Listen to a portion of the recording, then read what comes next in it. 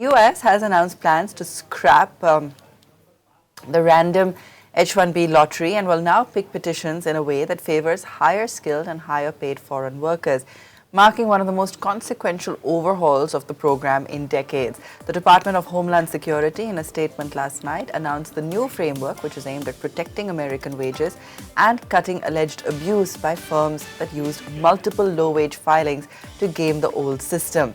For India, which sends the largest cohort of H-1B professionals, this could mean fewer chances for routine, lower-level roles, but better odds for specialized, high-salary profiles.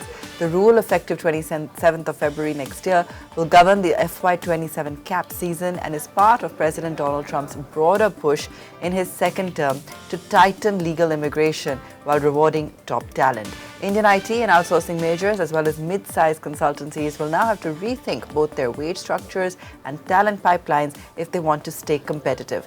Let's, go across to Pranay Padya, who's been tracking the story. Pranay, just take us through some of the latest news coming in.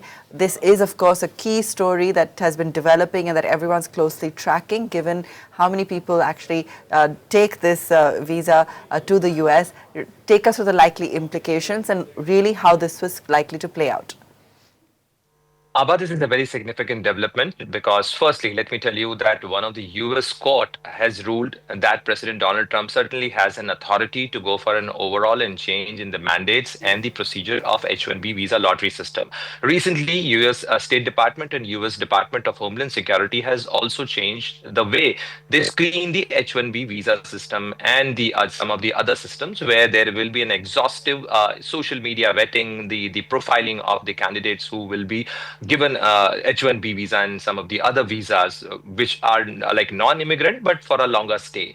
So definitely, President Donald Trump, if you see his campaign and the first year of his presidency, clearly he was all for the change in the H-1B and some of the major, the visa streams of the United States, all immigrant as well as the non-immigrant visas. As far as the H-1B visa, definitely, as you rightly pointed it out, that India is going to get impacted out of this H-1B visa regime change or the systemic changes because we are the biggest beneficiary of it.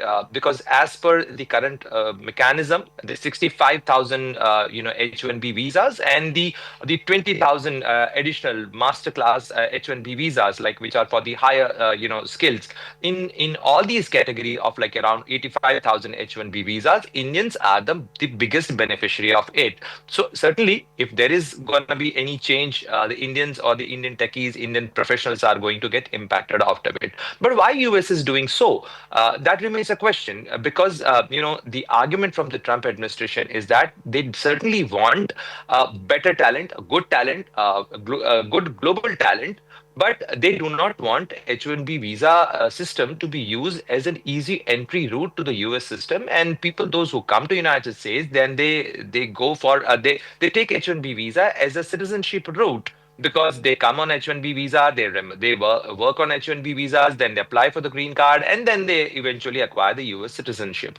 But they do not want low key talent. They want high key talent. They want exceptional talent.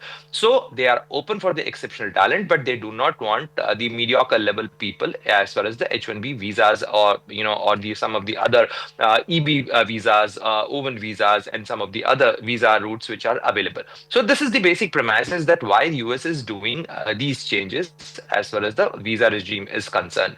And now after the court mandate, because the US Chamber of Commerce has appealed in a court that President Donald Trump does not have authority to bring these kind of changes in the H-1B visa regime, and rather it should be mandated by the US Congress. But now the court has ruled, the district judge has said that definitely President Donald Trump has an authority. He has used the Congress mandated authority to bring all these changes. The argument put forth by the US Chamber of Commerce was that it is going to impact the efficiency, the working environment of the US companies as well as the many potential investors. So definitely that is the premises. That is the reason why there should be there should be that should be pulled on hold. But now the US court has mandated. This is definitely a victory for President Donald Trump. But we are yet to see, because the U.S. Chamber of Commerce, who has gone to court, has an option to go for a higher, go for an appeal in higher court, and they have indicated that they are going to exercise this option as well.